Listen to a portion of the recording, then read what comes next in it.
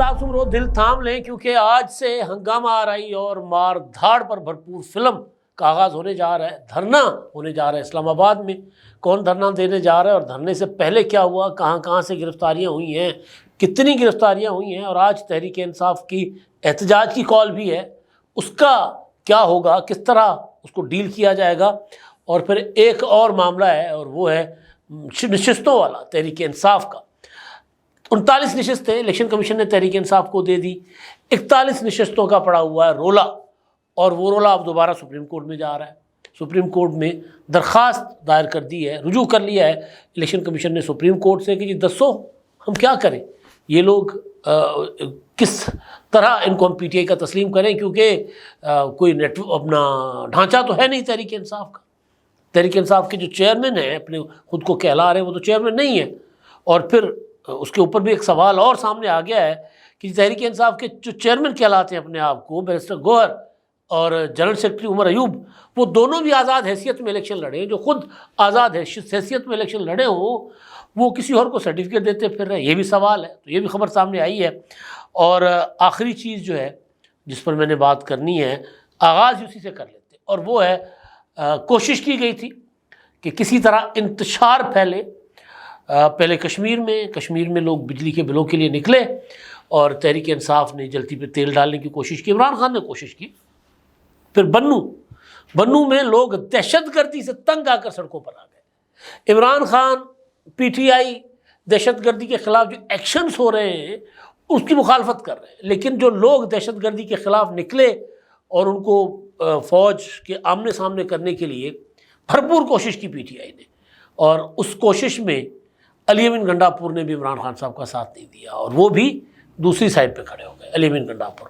اور ظاہر انہوں نے پہلی بار، اب تک جو وزیر اعلیٰ بنے ہیں نا، پہلی بار انہوں نے ایک ذمہ دارانہ کردار ادا کیا علی امین گنڈاپور نے، کہ انہوں نے اپنے صوبے میں امن و امان کے لیے بطور وزیر اعلیٰ، یعنی وہ پارٹی پی ٹی آئی کے اپنے لیڈر کے طور پر نہیں، وزیر اعلیٰ کے طور پر انہوں نے اپنی ذمہ داری نبھائی، اور جرگہ ہوا، اور جرگے میں جو مطالبات تھے وہ مطالبات انہوں نے اپیکس کمیٹی میں رکھوائے، اور اپیکس کمیٹی سے جرگے کے مطالبات منوا لیے۔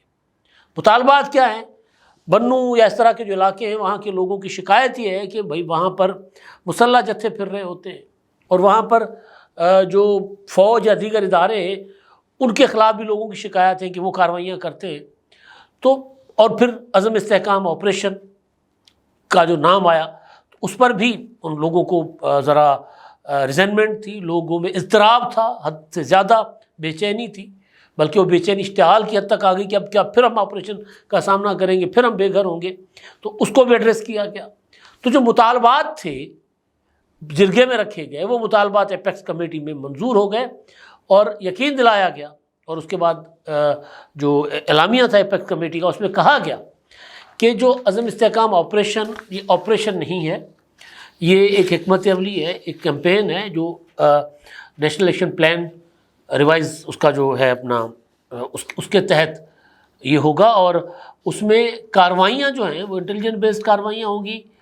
امن و امان کی صورتحال کو پولیس دیکھے گی، اور جہاں دہشت گردی اور انسرجنسی جیسی صورتحال ہو وہاں پھر فوج مدد کے لیے آئے گی۔ ایک تو یہ بات۔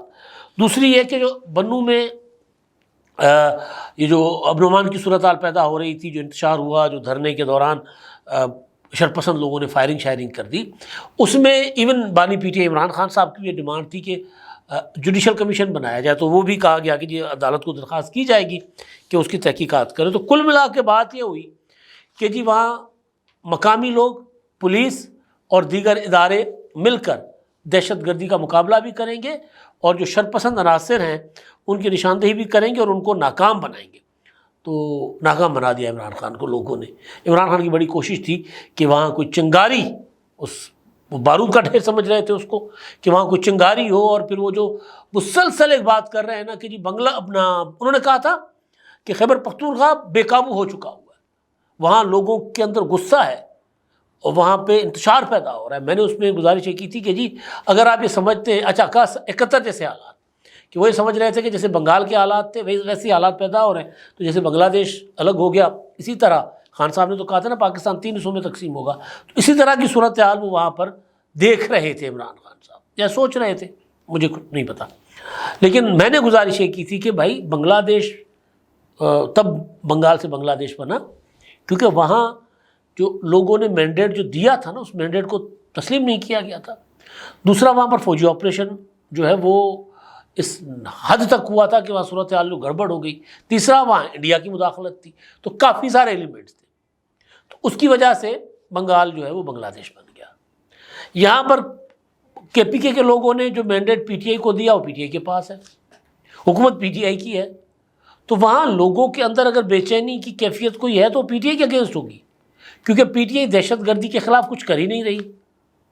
بنوں میں دہشت گرد حملہ کرتے ہیں, اپنا اس میں ڈیرہ اسماعیل خان شموزئی میں ہسپتال پر حملہ کر کے وہاں لیڈی ہیلتھ ورکر اور ان کے بچے شہید کرتے ہیں, تو پی ٹی آئی کی حکومت کا نام و نشان ہی نہیں ہوتا.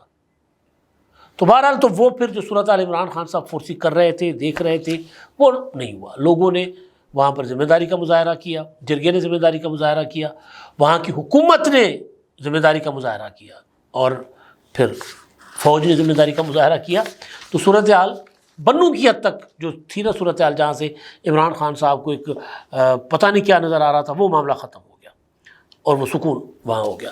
اچھا, جب الیکشن کمیشن آف پاکستان نے کل 39 ارکان کو جو پی ٹی آئی کے حمایت یافتہ تھے ان کو تو سپریم کورٹ کے فیصلے کے تحت ڈکلیئر کر دیا کہ پی ٹی آئی ہے, لیکن 41 ارکان کے متعلق میں نے کل رات کے ولاگ میں جو الیکشن کمیشن کے سپریم کورٹ میں جانے سے پہلے میں نے ریکارڈ کر لیا تھا, اس میں میں نے یہ گزارش کی تھی کہ اب الیکشن کمیشن جو ہے نا ان 41 کے معاملے پر جو ہے وہ عدالت جائے گی سپریم کورٹ کے احکامات کے مطابق, کہ اگر آپ کو کہیں پریشانی ہو, کہیں کنفیوژن ہو تو آپ ہمارے پاس آ جائیے گا. تو وہاں میں نے گزارش کی تھی کہ رہنمائی کے لیے سپریم کورٹ الیکشن کمیشن جا سکتا ہے, تو چلا گیا. اور الیکشن کمیشن نے جو سوال اٹھائے ہیں وہ بڑے مطلب ویلڈ قسم کے کوئسچن ہیں, اور وہ وہی سوال ہیں جو بار بار ہم اپنے ولاگ میں گزارش کرتے آ رہے ہیں کہ سپریم کورٹ نے فیصلہ دیا ہے کہ جی جو آزاد حیثیت میں الیکشن لڑے ان کے پاس وقت ہے 15 دن کا, وہ 15 دن کے اندر اندر وہ جمع کروائیں اپنا سرٹیفکیٹ کہ وہ کس پارٹی سے ہیں, چاہے پی ٹی آئی سے چاہے کسی اور پارٹی سے, پھر یا کسی اور پارٹی میں شمولیت کرنا چاہیں تب بھی حلف نامہ جمع کروائیں. پھر 7 دن کے اندر اندر الیکشن کمیشن ان کو بلا کر ان کی تصدیق کرے گا, اور اگلے 7 دن میں الیکشن کمیشن ان کو نوٹیفائی کرے گا, یعنی 1 مہینے کا کوئی پروسیس تھا. تو پہلا پروسیس جو ہے وہ تو ہو گیا مکمل, لوگوں نے جمع کروا دیا سرٹیفکیٹ. اب الیکشن کمیشن مسئلے میں ہے کہ تحریک انصاف جو ہے اس کا نہ کوئی چیئرمین نہ وائس چیئرمین نہ ڈھانچہ, تنظیمی ڈھانچہ تو ہے کوئی نہیں. الیکشن تو کوئی ہوئے نہیں ہے. جو الیکشن جرم قسم کے انہوں نے کروائے وہ تو الیکشن کمیشن نے تسلیم نہیں کیے, وہ اس میں تو انٹرا پارٹی الیکشن کا مقدمہ چل رہا ہے. تو وہی سوال الیکشن کمیشن نے جو سپریم کورٹ سے رجوع کیا ہے اس میں انہوں نے اٹھایا کہ بیرسٹر گوہر خود چیئرمین ہے نہیں پارٹی کے, تو وہ کس طرح سرٹیفکیٹ جمع کروا سکتے ہیں, وہ تو نہیں کروا سکتے. تو پھر یہ بتایا جائے کہ یہ پی ٹی آئی کا جس کا تنظیمی ڈھانچہ نہیں ہے اس کو کیسے ان لوگوں کو پی ٹی آئی کا تسلیم کیا جائے, کیونکہ جو 39 تھے ان کے لیے تو سپریم کورٹ نے کلیئر فیصلہ دیا تھا نا کہ یہ 39 جو ہے پی ٹی آئی کے, یہ تو آپ پی ٹی آئی کو دے دیں.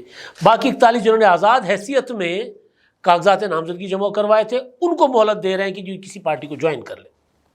اب اس میں بیرسٹر گوہر کے متعلق سوال اٹھایا الیکشن کمیشن نے, لیکن اس سوال سے ہٹ کے جو خبر آئی ہے جو ظاہر اس وقت بھی ہر کوئی رپورٹ کرتا رہا ہے وہ بڑی دلچسپ ہے کہ بیرسٹر گوہر علی, عمر ایوب یہ خود آزاد حیثیت میں الیکشن لڑے تھے. انہوں نے اپنے کاغذات نامزدگی میں پی ٹی آئی کے ساتھ وابستگی نہیں ظاہر کی تھی, اور وہ اس لیے آزاد حیثیت میں لڑے تھے کیونکہ انہوں نے پی ٹی آئی کا انٹرا پارٹی الیکشن لڑنا تھا. اس لیے الیکشن اپنا آزاد حیثیت میں الیکشن لڑنے کے بعد پھر انہوں نے سنی اتحاد کونسل بھی جوائن نہیں کیا تھا. آخر تک ابھی تک وہ آزاد ہیں آزاد حیثیت میں. یہ اکیلے یہ نہیں ہے, باقی بھی کافی سارے لوگ ہیں. تو ان کے متعلق اب سوال یہ ہے کہ جس پارٹی جو شخص سرٹیفکیٹ بانٹتا پھر رہا ہے بیرسٹر گوہر کہ جی یہ پی ٹی آئی کا امیدوار ہے, پی ٹی آئی کے ٹکٹ پر الیکشن اس نے لڑنا تھا اور یہ پی ٹی آئی کا ہو گیا, تو اس کے متعلق سوال یہ آ گیا کہ بھائی وہ تو خود آزاد حیثیت میں بیٹھا ہوا ہے, تو کسی پر پارٹی کا بندہ اپنے کاغذات نامزدگی پر اپنا پارٹی کا نہ لکھے وابستگی, تو وہ پارٹی کا تو نہیں رہا نا, پھر آزاد حیثیت میں الیکشن لڑا. حامد رضا صاحب نے خود آزاد حیثیت میں الیکشن لڑا تھا. یہ تو مدعا ہوا تھا حامد رضا صاحب کا جب وہ اپنا مخصوص نشستوں والا معاملہ تھا, وہاں یہی سوال ہوا تھا کہ بھئی مخصوص سیٹیں سنی اتحاد کونسل کو ہم کیسے دیں. الیکشن کمیشن نے کہا تھا کہ حامد رضا صاحب جو سربراہ ہیں وہ خود آزاد حیثیت میں الیکشن لڑے, وہ پارٹی الیکشن لڑی نہیں ہے. تو یہ سوال اب سپریم کورٹ میں جا رہا ہے, چلا گیا ہوگا. اب سپریم کورٹ نے آرڈر یہ کیا تھا کہ جی آپ کے پاس کنفیوژن ہو تو آپ کے پاس ہمارے پاس آئیں.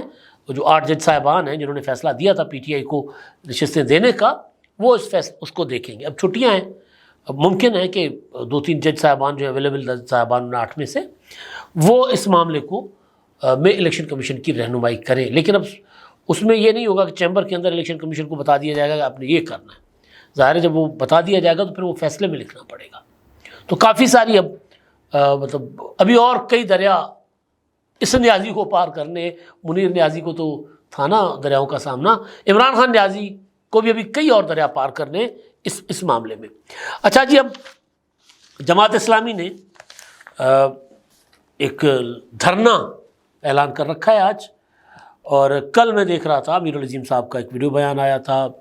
ہمارے دوست ہیں جماعت اسلامی کے سیکرٹری انفارمیشن کیسر شریف صاحب, انہوں نے بھی پریس ریلیز وغیرہ بھیجی ہوئی تھی کہ پکڑ دھکڑ شروع ہو گئی ہے جی. دھرنا جو اسلام آباد میں دھرنا ہے بجلی کی مہنگائی کے خلاف, دھرنا ہے آئی پی پیز کے ساتھ معاہدوں کو ختم کرنے کے لیے کہ جی معاہدے ختم کریں, لوگوں کا خون نچوڑ لیا ہے. اس لیے اسلام آباد میں دھرنے کا اعلان کیا تھا حافظ نعیم الرحمان صاحب جو جماعت اسلامی کے امیر ہیں. اب اس دھرنے کو روکنے کے لیے دعویٰ یہ کیا جا رہا ہے, کل رات کیا گیا, کہ جو تحریک اپنا جماعت اسلامی کے کارکنوں کو گرفتار کیا. امیر العظیم صاحب کے ڈرائیور کو گرفتار کیا گیا. مختلف شہروں سے امیر العظیم صاحب نے کہا کہ 20 ہمارے کارکن گرفتار ہوئے ہیں, لیکن جو اپنا ہیں نعیم الرحمان صاحب امیر جماعت, وہ یہ کہتے ہیں کہ اگر حکومت نے اس دھرنے کو روکنے کی کوشش کی تو پھر ہم اس تحریک کو حکومت گرانے کی تحریک میں تبدیل کر لیں گے. اب آئی پی پیز کے پیچھے جو کہ ظاہر ہے پاکستان کا سب سے بڑا مسئلہ ہے, ہزارہ ارب روپے پاکستان کے خزانے سے آئی پی پیز کو چلے جاتے ہیں, تو اس آئی پی پیز اور پھر لوگوں کو 60-70 روپے بجلی کے ایک یونٹ کا بل دینا پڑتا ہے. تو اس آئی پی پیز کے خلاف ایک بڑے پیمانے پر ایک مہم شروع ہو گئی ہے, ایک ماحول بننا شروع ہو گیا ہوا. ایک ایف پی سی سی آئی, انہوں نے اپنا گوہر اعجاز صاحب نے سپریم کورٹ میں انہوں نے رجوع کر لیا ہے. انہوں نے کہا کہ جی آئی پی پیز کے معاہدے ختم کریں. اچھا, اب وہ خبر یہ آئی کہ جی چائنیز جو آئی پی پیز ہیں انہوں نے کہا کہ ہم نے تو نہ ری نیگوشیٹ کرنا ہے اور نہ ہم نے قیمت کم کرنی ہے, جو معاہدہ ہوا ہے حکومت اس پر عمل کرے. اب اس میں جو کوئلے کے منصوبے جو چائنیز سے لگوائے گئے تھے, اب وہ بھی بڑے مہنگے پڑ رہے پاکستان کو. تو اب ایک طرف حکومت ان معاہدوں میں بندھی ہوئی ہے, پھنسی ہوئی ہے جو انہوں نے کیے تھے, ٹھیک ہے غلط معاہدے تھے. دوسری طرف ایک پریشر آ رہا ہے, اور سمجھ آ رہا ہے کہ پریشر کہاں سے آ رہا ہے, کیونکہ اس وقت سمجھایا جا رہا ہے کہ بجلی کی قیمت میں اگر کوئی 18-19 روپے 20 روپے 30 روپے اگر لوگوں کو فی یونٹ اگر ریلیف مل جاتا ہے نا, تو وہ ایک جو بے چینی سی ہے نا معاشرے میں, وہ کم ہو جائے گی. ختم نہ صحیح لیکن کم ہو جائے گی. مہنگائی پر بڑا فرق ہوگا, اور سب سے اہم چیز صنعت کا پہیہ چل پڑے گا جو رکا ہوا ہے. اتنی مہنگی بجلی خرید کے کون سا ملک صنعت چلاتا ہے, اور پھر 20% کے قریب آپ کا اگر وہ انٹرسٹ ریٹ ہو, تو ایک پورا ایک ماحول بن رہا ہے. اور یہ اس کے پیچھے کہیں نہ کہیں, میں نے جب گوہر اعجاز صاحب نے بات کرنا شروع کی تھی تو مجھے لگ گیا تھا پتہ کہ سائیں پیچھے ہیں. سائیں چاہتے ہیں کہ جو یہ جو ہے نا اپنا اس کا آئی پی پیز کے جو معاہدے ہیں وہ ختم ہو. اب آج ایک تو اس کے لیے دھرنا ہے, اس کا اب اس کو دھرنا جماعت اسلامی کہاں دیتی ہے, ڈی چوک پر دیتے ہیں یا باہر اسلام آباد کے کہیں, کیونکہ ڈی چوک پر تو سپریم کورٹ کے فیصلوں کے مطابق دھرنا نہیں ہو سکتا.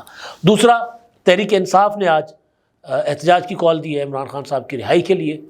اب وہ احتجاج کی کال کتنی مؤثر ہوتی ہے, اب تک تو ایک بھی کال پی ٹی آئی کی, ہر ہفتے کال آتی تھی اور کہیں چند لوگ نکلتے تھے, کہیں 20 کہیں 25 کہیں 30 کہیں 40, لیکن آج لگ رہا ہے, مجھے محسوس ہو رہا ہے کہ آج تحریک انصاف پنجاب میں بھی مطلب مناسب تعداد میں لوگوں کو نکالنے میں کامیاب ہو سکتی ہے.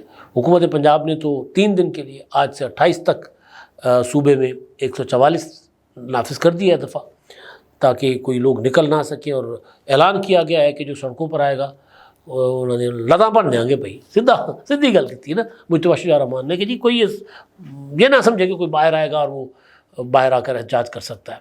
تو دیکھتے کہ آج پی ٹی آئی کے ساتھ کس طرح ڈیل کیا جاتا ہے، جماعت اسلامی کے ساتھ کس طرح ڈیل کیا جاتا ہے، اور باقی دوسرا معاملہ سپریم کورٹ میں ہے، تو سپریم کورٹ کیا کرے گی 41 سیٹوں کا، 41 کا کیا ہوگا، پتہ چل جائے گا۔ اب تک کے لیے اتنا ہی، اللہ حافظ۔